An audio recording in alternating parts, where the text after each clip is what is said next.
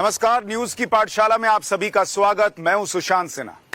आज पूरी पाठशाला को बाहर लेकर आया हूं और एक ऐसी जगह लेकर आया हूं जो आपको एहसास कराएगी कि हिंदू राष्ट्र की जो बहस चल रही है उससे अलग कम से कम इस देश को हिंदुओं का भी तो राष्ट्र माना जाए, इसकी कोशिश बीते 8 सालों में केंद्र में एक सरकार के आने के बाद कैसे तेजी से हुई है। मैं इस वक्त महाकाल की नगरी उज्जैन में मौजूद हूं। मेरे पीछे आप देखेंगे, आपको भगवान शिव का रूप दिख रहा है और आसपास जो आप हिस्सा देख रहे हैं जो बहुत भव्य और दिव्य नजर आ रहा है, ये दरअसल महाकाल कॉरिडोर है। और आज पाठशाला में मैं आपको इस महाकाल कॉरिडोर के एक एक हिस्से के दर्शन कराने वाला हूं। इसका उद्घाटन प्रधानमंत्री 11 तारीख को करने वाले हैं। लेकिन उससे पहले नवभारत पर मैं आपको इस पूरे कॉरिडोर के बारे में दिखाऊंगा। ये क्यों भव्य है, ये क्यों दिव्य है, ये क्यों हिंदुओं की आस्था का एक बड़ा प्रतीक है। यहां ऐसी कौन सी बातें हैं जो हिंदुओं को जाननी चाहिए, देश को एक बार फिर से महसूस करने चाहिए, वो आपको बताऊंगा। इसका रूप आप देखिए, आपको जब तक दिख रहा है तो थोड़ा इसके बारे में आपको बता रहा हूं कि ये ऐसा नहीं दिखता था। एक महाकाल का मंदिर, एक ऐसा हिस्सा आसपास घरों से ढका हुआ, जिसको अगर आप कंपैरिजन कीजिए, जैसे मैं पिछली बार से करूं कि जब काशी गया था तो काशी में जो रूप बदला और जिस तरीके की तस्वीर नजर आई थी, वैसा ही भव्य रूप यहां पर नजर आता है।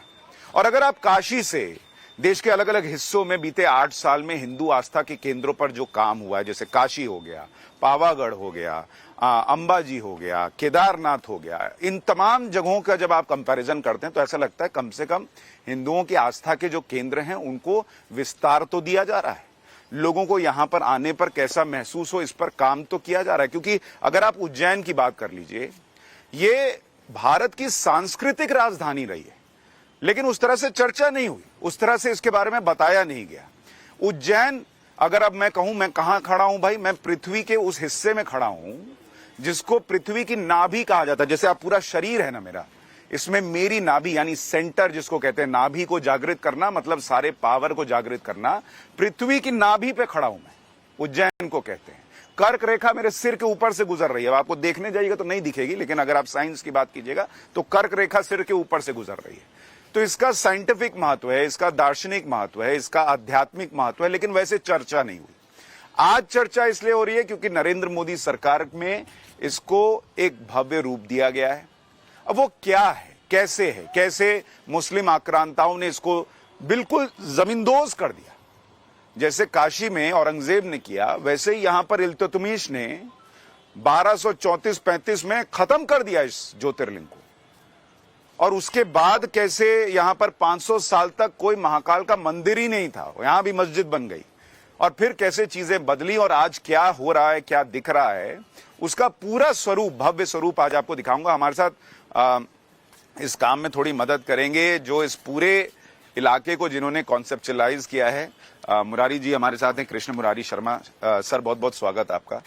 एक तो अगर इसको देखें, आपके लिए जब आप ये सोच रहे होंगे कि कैसे इसको करना है, क्या करना है, तो एक कॉन्सेप्ट लोगों के दिमाग में वो काशी वाला तो आ ही गया था, तो वो कंपैरिजन होगा ये तो आपको पता था। लेकिन आपके पास जगह थोड़ी ज्यादा थी, 20 हेक्टेयर में ये है, 900 मीटर की वॉक है, तो किस तरह से डिजाइन किया, क्या मुख्य बिंदु क्या रखा आपने? देखिए, शुरुआत में जो ब्रीफ हम लोगों को मिली थी वो इसमें ये थी कि यहाँ पर उज्जैन के अंदर जो श्रद्धालु हैं उनका स्टे को बढ़ाना है, जिससे उज्जैन की इकोनॉमी को थोड़ा सा सपोर्ट मिल सके। और दूसरा ये था कि उनका स्टे बढ़ने की वजह से जो क्राउड होगा, उसे क्राउड को मैनेज करने में प्रशासन को क्या आसानी मिले, उसके लिए हम डिजाइन वाइज क्या कर सकते हैं। तो वो चीज को ध्यान में रखते हुए हमने एक परिकल्पना तैयार की, जिसके अंदर हमने ये सोचा कि लोगों का अगर स्टे बढ़ाना है तो मल्टीपल अट्रैक्शन यहाँ पर बनाने होंगे। तो मल्टीपल अट्रैक्शन के चलते हमने इतनी सारी चीजें भगवान शिव के ऊपर आधारित यहाँ पर बनाई, क्योंकि यहाँ पे जो टूरिज्म का मेन फोकस है वो महाकालेश्वर ज्योतिर्लिंग के ऊपर है। तो महाकालेश्वर ज्योतिर्लिंग की वजह से सिर्फ हमने यही चीजें अडॉप्ट करना सही समझा कि शिव की जितनी भी कथाएं हैं अलग अलग पुराणों से, चाहे वो शिव महापुराण हो, चाहे देवी भागवत पुराण हो, श्रीमद् भागवत पुराण हो, तो हर पुराणों से लेकर के वो कथाओं को हमने यहाँ पे अंकित किया, ताकि लोग इसे देखना चालू देखिए, करें। एक चीज और भी है कि प्रधानमंत्री नरेंद्र मोदी का मैंने देखा एक फोकस तो ये रहता है कि हिंदू आस्था के केंद्र हैं उनको एक बेहतर रूप स्वरूप दिया जाए। उनकी जो श्रद्धा लोगों की है वो तो है ही है, लेकिन उन केंद्रों की जो अपनी गरिमा थी उसको रिस्टोर किया जाए, जिसको डैमेज करने की कोशिश पुराने कई सालों में हुई है, और उसको रिस्टोर कर रहे हैं। दूसरा, इकोनॉमी के लिहाज से उनका बड़ा फोकस रहता है कि कैसे अगर यहां ज्यादा लोग आएंगे तो आसपास की पूरी इकोनॉमी को जो है वो बूस्ट मिलेगा। जैसे अभी कह रहे हैं कि यहां 1.5 करोड़ शायद लोग आते हैं सालाना, अब बढ़ के 3 करोड़ हो जाएंगे, तो वो एक फोकस है। मैं चाहूंगा मुरारी जी हम बिना वक्त गवाए एक बार मेन गेट से चलते हैं और दर्शकों को दिखाते हैं कि अगर वो यहां पर आएंगे तो क्या देखेंगे, जो लोग नहीं आ पा रहे हैं उनके लिए। और उद्घाटन के पहले हम आपको नव भारत पर पूरा महाकाल कॉरिडोर एक एक चीज दिखाने वाले हैं। अच्छा, सिर्फ एक एक चीज नहीं, जो चीज आप देखेंगे दिन में वही चीज यहां रात में कैसे दिखेगी, क्योंकि रात में वो और ज्यादा खूबसूरत दिख रही है। तो उसकी एक एक तस्वीर दिन में रात में दोनों तस्वीरें आपको एक साथ दिखाता जाऊंगा, ताकि आपको यह ना लगे कि अगर यहां रात में जाते तो कैसा दिखता। तो पहले हम मेन गेट पर चलते मुरारी जी और वहां से शुरू करते हैं।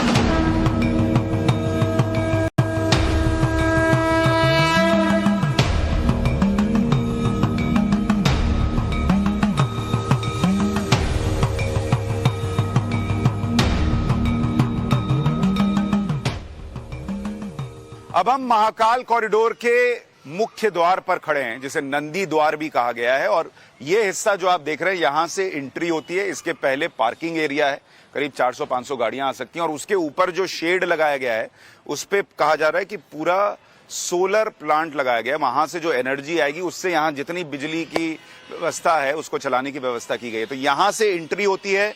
आप जैसे ही एंट्री करेंगे यहां पर गणेश जी की मूर्ति दिखती है, और उसके बाद आप इधर देखेंगे तो इधर लिखा है आकाशे तारकम लिंगम पाताले हाटकेश्वरम मृत्यु लोके महाकालम लिंग त्रयम नमोस्तुते। यानी आकाश में तारक लिंग है, पाताल में हाटकेश्वर है, मृत्यु लोक यानी जहां हम रहते हैं पृथ्वी, इस पर महाकाल हैं। और ये 3 लिंग जो हैं इनको प्रणाम किया गया। और उसके बाद आप इधर पलटेंगे तो आपकी आंखें जो हैं वो चकाचौंध होनी शुरू होंगी। जिस तरह से आप देखिए कि ये दिखना शुरू होता है, एक बड़ा सा गेट है जिसके ऊपर अगर आप देखेंगे तो दोनों तरफ नंदी बैठे हुए हैं। शानदार कलाकृति नजर आती है, शानदार आकृति नजर आती है। और अगर आप इस तरफ देखेंगे तो यहां पर आपको मेरे पीछे, अगर मैं इस तरफ से दिखाऊं, मैं आप इधर कैमरा पर्सन इधर से दिखाएंगे तो मेरे पीछे दिखेगा आपको, यहां पर सारी जो है वो लाइन से लाइट्स लगी हुई हैं। घुसते ही आपको यहां पर एक त्रिशूल दिख रहा है, उसके ऊपर डमरू है, ओम लिखा हुआ है। और यहां पर शिव की जो चिन्ह है वो आपको घुसते ही सबसे पहले दिखते हैं। मुरारी जी ये बताइए, ये जो आपने एंट्रेंस डिजाइन किया है इसके पीछे क्या सोच रही है? जी देखिए, यहाँ से लेकर के मंदिर तक को एक यात्रा के रूप में हम लोगों ने माना है। और यात्रा कोई भी कार्य हम लोग शुरू करते हैं तो उसका शुभारंभ भगवान श्री गणेश के साथ में किया जाता है। गणेश जी की मूर्ति बाहर। तो जितने भी एंट्रेंसेस इस परिसर के लिए बनाए जा रहे हैं उसके अंदर ये गणेश जी की प्रतिमा हर जगह पे लगाई जा रही है। इसके अलावा ये जो द्वार है ये नंदी को समर्पित किया है, क्योंकि वो उनके एक प्रिय गण थे। और हर मंदिर के लिए बात करें तो गर्भगृह में जाने से पहले, भगवान शिव के गर्भगृह में जाने से पहले नंदी होते ही हैं। तो इसलिए आपने ऊपर नंदी को स्थापित किया है। अब हम थोड़ा आगे बढ़ते हैं मुरारी जी, आइए। तो ये कॉरिडोर से होते हुए जब आप आगे बढ़ेंगे, और मैं आपको ये भी बता दूं ये 900 मीटर का कॉरिडोर है, तो थोड़ा चलने की लोगों को आदत होनी चाहिए। उधर से पोहा खा के आइए, उधर तक पहुंचा दीजिए 1 किलोमीटर चल के, और उधर से निकल जाइए। इसके बाद इधर हम आते हैं मुरारी जी, इधर क्या दिखा रहे हैं आप लोग? ये देखिएगा, यहाँ पर जब आप आ जाएंगे अभी आगे और सुंदर दिख रहा है। एक बार एक नजर उधर दिखा दीजिए, उधर पूरा। इससे पहले ये है कि ये कॉरिडोर जो है इसमें जो चीजें हैं वो मैं थोड़ा सा बता दूं कि ये कॉरिडोर में शुरू से ही एक म्यूरल वॉल बनाई गई है, जिसमें 52 म्यूरल्स हैं जो सृष्टि की उत्पत्ति से लेकर के शिप्रा की उत्पत्ति तक की सारी कहानियां क्रोनोलॉजिकल ऑर्डर में दिखाती हैं। ये जो आप दीवार पे बता रहे हैं ये सारी चीजें, एक बार दीवार दिखाइए, दीवारों पर वहां अगर देखें वहां क्या दिखाया है? वहां पर ये सती का प्रसंग दिखाया हुआ है। सती और दक्ष के बीच में जब वो यज्ञ में पहुंचती हैं बिना बुलाए अपने पिता के घर में, तो दक्ष भगवान शिव का अपमान करते हैं कि वो सभ्य समाज में रहने लायक नहीं है। और वो अपमान को वो सहन नहीं कर पाती हैं। तो अगले दृश्य में देखेंगे कि वो आत्मदाह करती हैं। वहाँ आत्मदाह करती दिख रही हैं। कि जब वो पति का अपमान नहीं सह पाई तो उन्होंने आत्मदाह किया, और उसके बाद शायद शिव का रौद्र रूप दिख रहा है। शिव का जो अंश रूप है, जटा फेंक करके उन्होंने एक शिला पर मारी थी, जिससे वीरभद्र नाम का उनका एक अवतार पैदा हुआ था। तो वो अवतार ने पूरी दक्ष की जो सेना थी उसे खत्म कर दिया था और दक्ष का भी सर काट दिया था।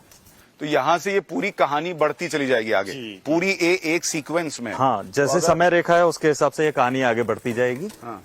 तो ये जब आप इधर से घुसेंगे तो आपके लिए मुझे लगता है कि यहाँ से 900 मीटर चलना वो चलने की चुनौती से ज्यादा है कि क्या देखें और क्या छोड़ें। बिल्कुल। आपको एक एक चीज जो है वो आकर्षित करती है। जिस तरह से हमारे मान्यताओं के बारे में और धर्म से जुड़ी कहानियों के बारे में दिखाया गया है, वो पूरी दीवार है, यहां से वहां आप चलते चले जाइए। इसके बाद आप इधर का बता रहे थे मुरारी जी।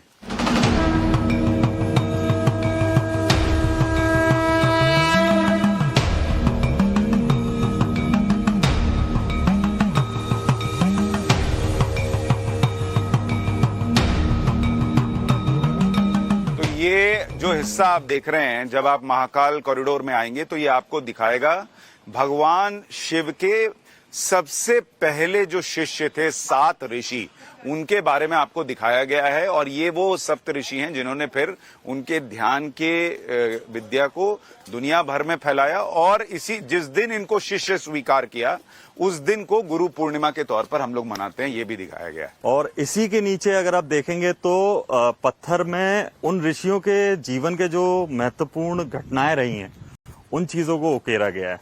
इधर अगर दिखाएं, ये क्या है? ये जैसे गौतम ऋषि का है, तो गौतम ऋषि के कारण गोदावरी की उत्पत्ति हुई थी। अच्छा। तो गौतम ऋषियों पे कुछ ऋषियों ने एक आरोप लगाया था गौ हत्या का। उसके लिए उन्होंने पहले भगवान गणेश की आराधना की थी। अच्छा। गणेश जी के समझाने के बाद भी वो नहीं माने कि ये गलत है। तब गणेश जी ने एक गाय का रूप लिया।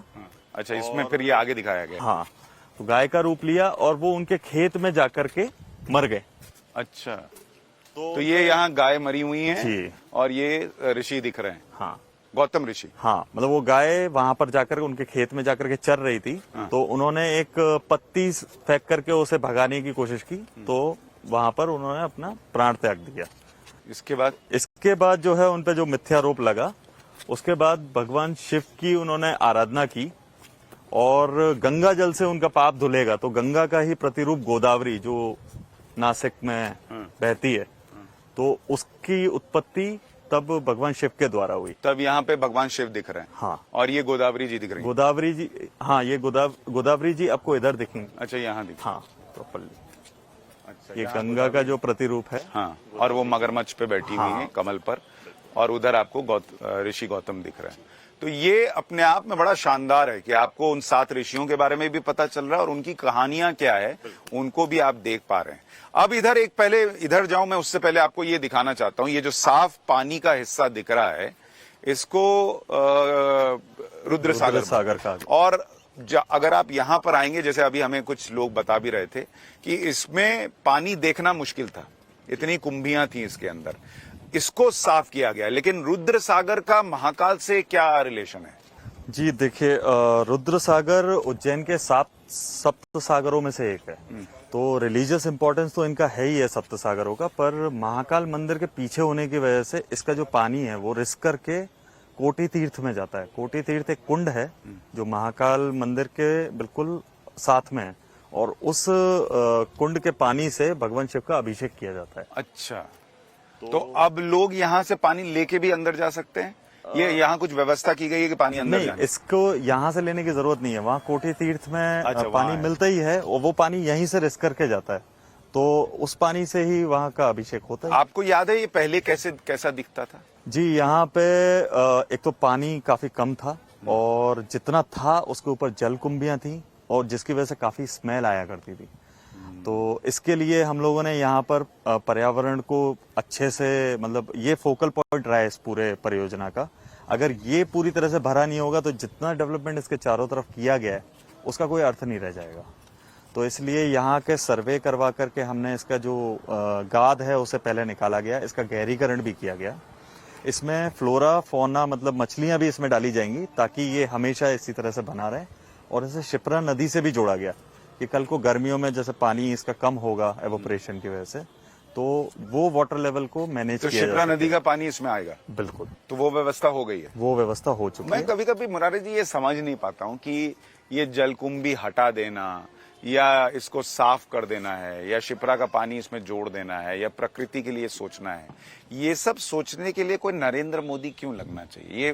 ये क्या इतने सालों में किसी और को क्यों नहीं दिमाग में आना चाहिए कि यार ये तो किया जा सकता है? अगर वो जलकुंभी आज हट सकती है तो पहले क्यों नहीं हट सकती थी? ये सिर्फ मौका देने वाली बात है कि माननीय प्रधानमंत्री जी आए हैं तो इस तरह के काम करने के मौके मिले हैं। चीजें पहले भी की जा सकती थी, लोगों के पास दिमाग था भी कि वो कर सकते हैं वो चीजें, पर किसी ने सोचा ही नहीं कि ऐसा करने की जरूरत है। क्या कीजिएगा, इस देश में लोगों को साफ रहना चाहिए, ये भी प्रधानमंत्री को सोचवाना पड़ता है, तो क्या कीजिएगा। चलिए इधर आते हैं। ये आपने देखा, ये है कि किस तरह से पूरी तस्वीर यहां पर बदली है, और सोच की बात होती है कई बार, और सोच हो, विजन हो तो चीजें होने लगती हैं। अब इधर अगर हम देखेंगे, इधर ये कुछ मंडप जैसा दिख रहा है, ये क्या है? जी, ये त्रिवेणी मंडपम है जो कि एक कमर्शियल डेवलपमेंट है यहाँ पर। अच्छा, तो यहाँ पर 10 पक्की दुकानें बनाई हैं जो हमने ये सोच के बनाई थी कि एमपी का जो क्राफ्ट है उसे हम लोग आइए इसको थोड़ा अंदर से देखते हैं। ये पौधे क्या लगाए हैं आप लोगों ने? ये इसके पीछे सोच है या नॉर्मल? हाँ, ये पौधों के पीछे भी सोच है। यहाँ पे जितने पेड़ और पौधे लगाए गए हैं वो सारे जो कालिदास ने अपने मेघदूतम में वर्णित किया है कि महाकाल वन कहलाता था ये पूरा क्षेत्र, जहाँ पर भगवान मतलब ज्योतिर्लिंग है महाकाल का, उसके चारों तरफ का जो क्षेत्र है वो ये कहलाता था। तो उसमें जो वर्णन है पूरा कि किस तरह की वनस्पतियां यहाँ पे रहती थी, कैसे सुगंध आया करती थी, कैसे फूल खिला करते थे, कैसे वो आपने पक्षी उठा होते के थे। यहाँ सारा किया। तो वो चीज को एनालाइज करते हुए हमने पेड़ों को शॉर्टलिस्ट किया कि इस तरह के फूल आने चाहिए, इस तरह की सुगंध आनी चाहिए। तो वो चीज को यहाँ पर ये वापस आपके ध्यान है ये कौन सा पौधा लगा हुआ है? ये वाला तो मेरे को याद नहीं ध्यान है, ठीक है कोई बात नहीं। लेकिन कितने पौधे लगाए यहाँ करीब? लगभग 40 से 50 हजार पौधे यहाँ पर और उसमें लगे भी हैं। कॉन्सेप्ट ये है कि जो उस वक्त था उसको स्टैब्लिश जी, किया। और भगवान शिव से रिलेटेड भी यहाँ पर मतलब मैक्सिमम वनस्पतियां वही लगाई गई हैं, जैसे आपकी कैलाशपति है, आपका रुद्राक्ष है, बेलपत्र है, तो ये सब भी यहाँ पर लगाया गया। ठीक है, अब ये देखिए हम आ गए हैं उस मंडपम के अंदर, और अगर आप देखेंगे तो यहाँ उधर अगर आप देखेंगे तो कुछ काउंटर नुमा चीज आपको दिख रही है, तो वो व्यवस्था की गई है। यहाँ काउंटर होगा, तो जैसे आप कहीं गए, अब 900 मीटर चलना है, मैंने कह दिया कि सारा खाना उधर पोहा खाएंगे, उधर पच जाएगा, तो कई लोगों को टेंशन हो जाएगा कि फिर बीच में क्या होगा। तो बीच में खाने पीने की थोड़ी व्यवस्था है, प्यास लगेगी तो पानी है, उसके लिए वो व्यवस्था की गई, और इसको भी बड़ा सुंदर बनाया गया। मतलब आप कहीं भी जाएंगे तो सुंदरता मिसिंग नहीं है, आपको ये नहीं लगेगा कि अरे यहाँ खाने की व्यवस्था है तो ये हिस्सा थोड़ा उधर कॉन्सेप्ट से कटा हुआ है, या कॉरिडोर का जो कॉन्सेप्ट है उससे कटा हुआ है, वो चीज नहीं है। इधर ये क्या हिस्सा देख रहे हैं मुरारी जी? ये पशुपतिनाथ को यहाँ पर दिखाया गया है कि पशुपतिनाथ जो है वो पहला इम्प्रिंट है सिविलाइज सोसाइटी के अंदर। पशुपतिनाथ जब हम सुनते हैं तो हमको पहले नेपाल याद आता है, पर नेपाल से पहले अगर आप सुनेंगे तो आपको इंडस वैली याद आएगा, हाँ, जिसके अंदर एक सिक्का मिलता है जिसमें पशुपतिनाथ का Right. वर्णन है। तो जो अभी यहाँ अगर आप देखेंगे जो पशुपतिनाथ ये दिख रहे हैं उसी से ओरिएंटेड है, उसी से Coin से। राइट इंडस वैली में। और अब इस तरफ अगर आप देखेंगे तो इधर भी अभी जो है मूर्तियां जो बनाई गई हैं वो खत्म नहीं हो रही। ये किसको घोड़े पे दिखाया आपने? ये खांडोवा अवतार है, ये भगवान शिव का अवतार है, जैसे महाराष्ट्र में काफी पूजा जाता है। ये दो असुर थे, मल और मणि। तो उन लोगों ने जब लोगों को बहुत परेशान कर रखा था, तब उनका संहार करने के लिए भगवान शिव ने एक भैरव स्वरूप लिया था। अच्छा, जिसका नाम खांडोबा है। अब हम कॉरिडोर के, महाकाल कॉरिडोर के उस हिस्से में हैं जहां आपको पंचमुखी हनुमान जी दिख रहे हैं। इधर थोड़ा सा आप घूमिएगा तो यहाँ एक बार आपको फिर से बहुत ही विशालकाय शिव जी की प्रतिमा दिखती है। इधर भारत माता का मंदिर नजर आता है, वहां भक्त निवास बनाया गया है वो नजर आता है, और इधर कॉरिडोर का वो अगला हिस्सा है जो मैं आपको अभी थोड़ी देर में दिखाऊंगा। ये बताइए मुरारी जी की ये यहाँ इस हिस्से में पंचमुखी हनुमान जी के साथ आपने क्या क्या दिखाया है? जी, ये हरिहर वाटिका है। हरि मतलब भगवान विष्णु और हर मतलब भगवान शिव। तो उनसे रिलेटेड जितने भी उनके स्वरूप हैं उनको यहाँ पे दर्शाया गया है। तो बीच में पंचमुखी हनुमान जी हैं, जो पंचमुखी स्वरूप उन्होंने लिया तब था जब अहिरावण भगवान राम का और लक्ष्मण का अपहरण करके पाताल में ले गया था उनका वध करने के लिए। तो अहिरावण को मारने के लिए भगवान शिव के जो अवतार हैं हनुमान जी, उन्होंने पंचमुखी स्वरूप लिया था। उसी के पीछे अगर आप देखेंगे तो सर्भा अवतार दिखाया हुआ है। तो ये भगवान नरसिंह ने जब हिरण्याकश्यप का वध किया था, जो विष्णु के अवतार हैं, तब वध के बाद भी उनका क्रोध शांत नहीं हुआ था, जिससे सृष्टि का संतुलन बिगड़ रहा था। तो उनको रोकने के लिए भगवान शिव ने उनसे भी एक भयावह अवतार लिया था, अच्छा, जिसे सर्वा कहा गया है। और इधर एक और शिव जी नजर आ रहे हैं, ये इधर इस तरफ शिव जी को उस स्वरूप में दिखाया गया कि कैलाश पर्वत पर वो तपस्या में जिस तरह से लीन रहते होंगे, तो कैसा वातावरण रहता होगा। एक वाटरफॉल वहां पर दिखाया गया है, वाटरफॉल फाउंटेन है पूरा। अच्छा, जो अभी बन रहा है। और इधर भी एक गेट बनने वाला है। इधर भी एक गेट बनेगा, वो दूसरे चरण में बनेगा। अच्छा, और ये वॉच टावर बनाया गया है कि यहाँ पर कमांड एंड कंट्रोल सेंटर पूरा बना है, जहाँ पर कैमरा और पब्लिक एड्रेस सिस्टम का पूरा फीड रहेगा, और सिक्योरिटी पर्पस के लिए वॉच टावर को। और ये भारत माता मंदिर पहले से था? ये हाँ, ये इससे पहले का बना हुआ है। ठीक है। और पीछे मैं देख रहा हूँ भक्त निवास, ये भी इससे पहले का से है। था। ये अलग अभी जो लोग आएंगे उनके ठहरने के लिए आप लोगों ने कुछ व्यवस्था की? ठहरने के लिए जहाँ पर हमारा सरफेस पार्किंग बना है, उसके पास में एक धर्मशाला बनाई गई है, और एक अन्य क्षेत्र बनाया गया नया, जो डोनेट किया गया है कुछ श्रद्धालुओं द्वारा महाकाल मंदिर को। अच्छा, तो एक बार में जैसे अंदर हम कह रहे हैं कि कितने लोग एक बार में अंदर आ सकते हैं? जी, एक बार में यहाँ पर at a single point of time लगभग 2 लाख लोग 2 लाख लोग? जी। अरे बाप रे। और आप ये मान के चल रहे हैं कि एक दिन में कितने लोग आएंगे, उसके अभी क्या आंकड़ा है और कितना अभी बढ़ के जाएगा? आंकड़े के हिसाब से जो मैक्सिमम पॉसिबिलिटी है, at a single point of time 40 से 50 हजार लोग ही आते हैं। अगर वो डबल भी होते हैं, ट्रिपल भी होते हैं, तब भी हमारे लिए कोई इशू नहीं है। तो फ्यूचर प्रेडिक्शंस को देखते हुए इस चीज को पूरा लेकर के डिजाइन किया हुआ है। तो आगे का जो वक्त होगा उसको भी ध्यान में रखा गया है कि अगर श्रद्धालुओं की संख्या बढ़ जाती है, एक बार में आप सोचिए, एक दिन नहीं कह रहा हूं, एक बार में 2 लाख लोग इस पूरे महाकाल कॉरिडोर में आ सकते हैं, और ना उनकी सुरक्षा को लेकर कोई चिंता होगी, दिक्कत आएगी, ना कोई उनकी व्यवस्था करने को लेकर दिक्कत आएगी, ना ही कोई ऐसी स्थिति बनेगी जिससे कि मुश्किल बन जाए। अच्छा, एक चीज मैं आपको और दिखा दूं, कई लोग ये सोच रहे होंगे कि हम 900 मीटर कैसे चल पाएंगे, तो उसके लिए यहाँ पर ये जैसे ई कार्ड्स भी रखे गए हैं। इसमें एक बार में कितने, मेरे ख्याल से 3 सीट, 11 लोगों का है। 11 लोगों का, 3 बीच में 3, यहाँ 3, 9 और 2 यहाँ पर, 11 प्लस एक ड्राइवर। 11 मतलब 11 लोग इसमें एक बार में बैठ सकते हैं। दोस्त जरा थोड़ी सी जगह देना। ये क्या लिखा हुआ है? अर्धनारीश्वर सृष्टि सृजना एवं विस्तार। ये क्या है? ये कहाँ? ये म्यूरल के लिए साइनेज जो हमारे बन रहे हैं ना, तो उसका एक सैंपल है जो रखा हुआ है यहाँ पर। वो साइनेज अपने लोकार्पण से पहले सारे के सारे लग चुके होंगे, जहाँ पर एक QR कोड दिखाया गया है। ये QR कोड अभी मैं स्कैन करूं तो चलेगा? ये अभी ये एक्टिव किया नहीं है। अच्छा। उमा जो ऐप है, आपको उमा ऐप से इस QR कोड को स्कैन करना होगा। ठीक है, ये दिखाइए। ये ऐसा स्कैन करने के लिए बना रहेगा हर जगह पर जी, जो अभी आप बता रहे थे। और ये उमा ऐप होगा जिसमें जाकर आप स्कैन करेंगे और वो जो भी आकृति है उसके बारे में पूरी डिटेल जानकारी आपको मिल जाएगी। इसके अलावा एक डिवाइस भी दिया जाएगा, मतलब इनकेस जिनके पास स्मार्टफोन नहीं है तो वो लोग एक डिवाइस ले सकते हैं बाहर से, जहां पर ये नंबर उसमें डायल करना पड़ेगा ऑडियो गाइड में, और वो उसके बारे में हेडफोन से जान सकते हैं। ठीक है, तो ये व्यवस्था हो गई। और अब हम कॉरिडोर से होते होते होते होते उस जगह पहुंच रहे हैं जिसके लिए मूल तौर पर आप जो है वो यहाँ पर पहुंचेंगे, और वो है महाकाल के दर्शन के लिए, उनकी उस भव्य आरती को देखने के लिए, उनसे आशीर्वाद लेने के लिए।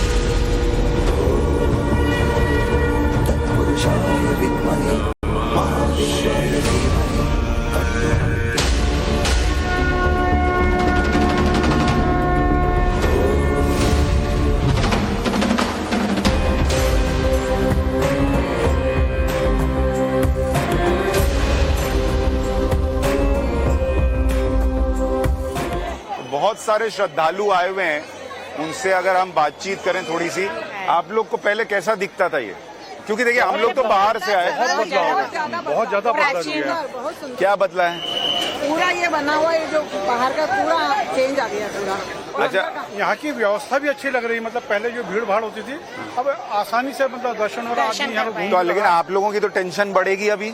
क्योंकि बाहर से आपके रिलेटिव्स जो दर्शन करने आएंगे वो सब आपके यहाँ रुकेंगे, फिर आपको खाना ज्यादा बनाना है। सौभाग्य होगा, ये तो हमारा सौभाग्य होगा। सौभाग्य होगा हम लोगों का कि बाहर से लोग सेवा आएंगे। परम धर्मो बोलते हैं। यही हमारा हिंदुत्व है, सेवा यही हमारी संस्कृति है भारत की, कि सबको साथ लेके चलना। मैं मजाक कर रहा था, आपका शो हम उनके बहाने हमारा हम रोज देखते हैं। रोज देखते हैं। डेली वही चर्चा कर रहे हैं जब पर से आप चालू हो देखते गया। अरे वाह। तो ये जैसे आपको महाकाल ने बुला लिया, वैसे ही ये कॉरिडोर भी महाकाल ने फिर इसका मतलब बनवा लिया। हाँ 100% साहब, 100%। राजा और महाराजा, राजा से बढ़ के राजा है। हाँ इनके आगे ये किसी का लेकिन वो सारे जैसे काशी हो गया, यहाँ हो गया, सारे कॉरिडोर बनाने के मौके मोदी जी को ही क्यों दे रहा है ईश्वर? सब ये भी ईश्वरीय चमत्कार है। मोदी जी एक चमत्कारिक व्यक्तित्व है।